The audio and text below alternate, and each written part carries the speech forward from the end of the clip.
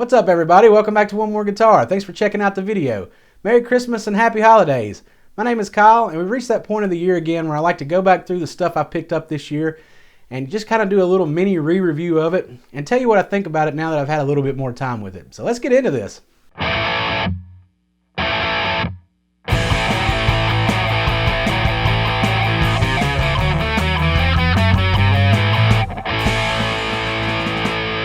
Alright, I got my notes here, so hopefully I don't forget anything, but let's go over some of the guitars I bought this year. The first guitar I picked up was the Gibson 1950s Les Paul Standard. And I have to say my favorite thing about this guitar has got to be the top. I love the way it looks. It's got some awesome figuring to it. From some angles you can really see the flame, and from some it just looks like a plain top. So I think that's really cool about it. It's also got this pink hue in between the pickups, like they kind of oversprayed it or something. So I think that's cool about it too. I really like that. Another thing that I like about it is it just sounds awesome. When I plug that guitar in and play it, it sounds exactly like what I would expect a Les Paul Standard to sound like. It definitely met my expectations and I really enjoyed the guitar. There's a couple of things about it that I don't like though. One, it's a little bit bottom heavy. It's not a big deal when you're playing with the strap, and I've mentioned this before, but you know, when you've got it on your leg, it really wants to fall off your leg, so that's a little bit annoying. The other thing is the neck profile is just a little bit wide. Sometimes it's off-putting. After I play it for a minute, it's really not that bad, but you know, when I first pick up that guitar, it's a little bit slow for me. It feels like I need to adjust to it, you know. But other than that, it's a fantastic guitar. I probably don't play it as much as I should. It's a really nice guitar, but when I do play it, I like it a lot. Alright, the next guitar I picked up this year was the PRS SE Silver Sky. And I have to say that this is one of the best quality import guitars I've ever played. The fit and finish on it is awesome, the fretwork is fantastic, pickups sound really good, the neck feels great, tuners feel good, and overall this is just a high quality guitar. I particularly like the way the neck feels. That satin finish on the back makes it really smooth to play. I think the pickups have a nice, clean, tight sound to them. And it has some cool specs to it that are a little bit different from a Strat. One being that you can adjust the trim arm. I like that about it. I really like the knobs on it. They've got some grooves that really are nice when you're playing and want to do some volume swell stuff. So, and I really didn't like those knobs at first, but they grew on me. So, it's really a nice guitar. But I will say that even though it has some differences from a Strat, it's not quite different enough for me. It seems to me like it's a Strat copy for John Mayer, and I guess that's what it is. And I'm really not a huge John Mayer fan, and I have several Strats, so if it came down to keeping this guitar or a Strat, I would probably keep the Strat because it's very similar, and I do actually prefer the Strat, even though this has some cool stuff. But if you're looking to get one of these guitars, or if you're a John Mayer fan, they're really high quality, fantastic guitars, and you know, you're not going to go wrong with that. The next guitar I picked up this year was one of the new Squier Affinity Telecasters. And before I talk about that, I just want to mention a word about the upgraded Affinity series. I reviewed 4 of those guitars on this channel and I've been really impressed with them. I think they're a great value for price. For under $300, you know, you're getting a decent quality guitar, you're going to get the Fender experience, and you're going to get some decent sounding pickups. So I think they're good guitars for beginners, but I also think they're cool if you're just looking to try something you've never tried before and don't want to spend a lot of money on it. So I really like the new Affinity series. I think they've done a good job with that. And this Telecaster is no exception. Enjoyed the way it played, liked the neck, I liked the pickups, especially the bridge pickup, and it was a nice guitar. You know, I will say one thing about the Affinity series is they have smaller bodies, and so on the 2 Telecasters that I had, you know, the comfort cut in them made them a little extra small, and they fit really close up to your body. So that is one thing that might be a little bit off-putting about them, but other than that, you know, definitely enjoy these guitars. I will say about this Telecaster is that I had a friend of mine that actually wanted to buy it from me, and I like to sell guitars to people where I still have access to it, of course, and you know, I've got plenty of stuff here, so I was like, sure, I'll sell it to you when I'm done. So I sold it to him. He let me borrow it back for the Affinity Wars video, and I really fell in love with that guitar. I played it a lot, love that bridge pickup, and it's really kind of re-sparked my interest in Telecasters. So now I'm shopping for a Telecaster again, and that's how good that guitar was. So that's just what I wanted to say about it. I thought it was a cool guitar. So at the same time, I also ordered one of the new Affinity Stratocasters, and I decided to get the flame maple top version with the humbucker in the bridge, just so it'd be a little bit different from the Strats that I have. And again, this was a great guitar. One of my favorite things about that guitar is the way it came set up out of the box. It was perfect.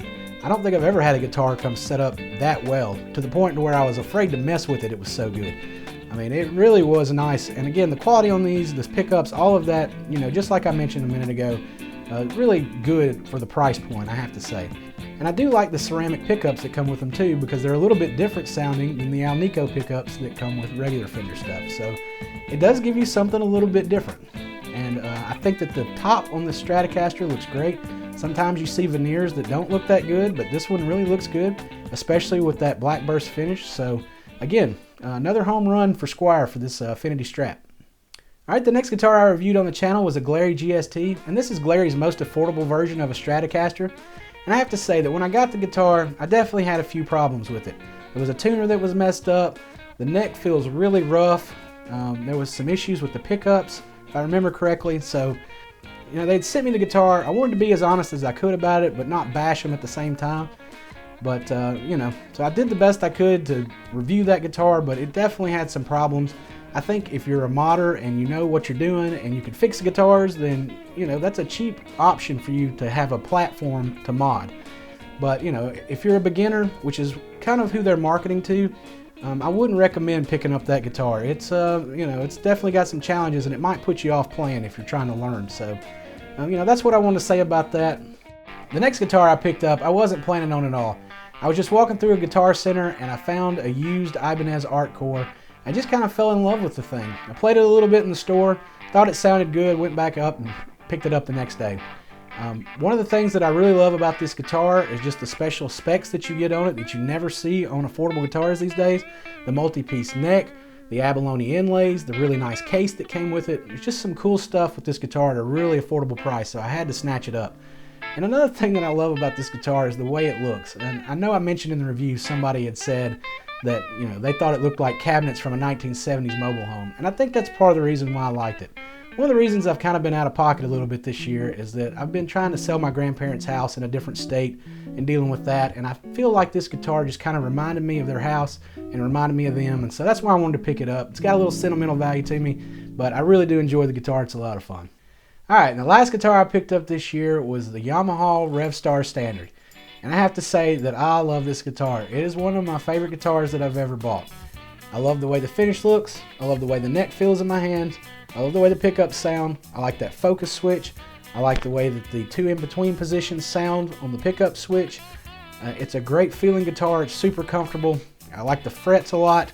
Like I said, this is one of my favorite guitars that I've ever bought. I've been playing it a ton, and I carry it around with me, and I'll say that the only thing that I don't like about it is the case. I've moved it around a lot, and the more I move it around, the more I'm curious if that case is going to be enough to protect it. It's kind of a heavy guitar, and it's kind of a lightweight case, so that's my only complaint about it. Is I wish they'd have a little bit better case, but otherwise, great guitar, top notch. Highly recommend trying one if you get the chance. And the last thing I want to say about the Revstar is, again, thank you guys for picking this one out for me. You know, I couldn't decide between the humbucker or the P90 version, and I couldn't decide which finish I wanted, so I just put some polls up on the channel. You guys selected it for me, and you know, I love what you picked. Love the color, really enjoy the humbuckers. A few of you guys have told me that you have the P90 version and they sound a little thin, and I heard that in a few reviews that I watched too, but I'm still interested in checking one of those out one day. But I'm very happy with what you picked for me, so thanks again. Alright, next I want to go over the pedals I picked up this year. Now I only made a video for one of these, but I'm going to go ahead and talk about all the stuff I got, let you know what I think about it, and if you see anything you're interested in, you want me to do a review of it, let me know in the comments. But the first thing I picked up this year was this Wampler Tumnus. I was looking for a Klon style pedal, and a buddy of mine let me borrow his Klon KTR and his Archer, and I bought this so I could do a comparison, and I ended up shooting that video, but I never posted it. But I really found that I like this pedal a lot. At first it took me a little bit to figure out how I wanted to dial it in for it to work with my sound, but once I got it, I absolutely love it, and I think it's a great pedal. Alright, the next thing I picked up was this Keeley Caverns. This is a delay and reverb in one pedal, and I think that both sides of it sound great. The reverb especially so. It's got this shimmer mode and this voice mode that allows you to really add some, you know, extra stuff, and you can tweak the rate of this stuff on the pedal. So it's really versatile reverb, and I love the way that it sounds. As far as the delay goes, again, it's really good. I don't use it quite as much, but it was really easy to dial it in to get a slapback sound or to dial it in a little bit longer for some solos. So again, I think this is a really nice pedal, and I'm enjoying it a lot. Ended up picking up a few Keeley things this year, so next up we'll talk about this D&M Drive. This was done from the guys that do that pedal show, if you watch that channel. And what it is you've got a boost on this side, and you've got a drive on this side. And again, this is a very high quality pedal. and it should be. I mean, these things are kind of expensive. All this Keeley stuff is kind of expensive, but sounds fantastic. I think both sides sound great. I found that when I picked this up that I could dial in this boost side to be almost exactly the same as the Tumnus. I kind of thought it was going to be more like a tube screamer, but really it's kind of more like a Klon. But it sounds great. And so maybe at some point I might actually, replace the Tumnus on here and put both of them on the board when I get a bigger board. But I think this sounds great, and this drive side sounds awesome too. Another cool thing about this pedal is you can switch which one's first. So you can have the drive going into the boost or the boost going into the drive. And then the last Keeley pedal I picked up was this compressor. I can't actually remember if I picked it up at the end of last year or if I got it this year. It's been a long year, but I wanted to talk about it a little bit because I know I didn't make a video about it. And again, I think that this is a great pedal. It does compression really well. You can get some really good sustain out of it. And, Keeley makes some great stuff. So really been enjoying these Keeley pedals.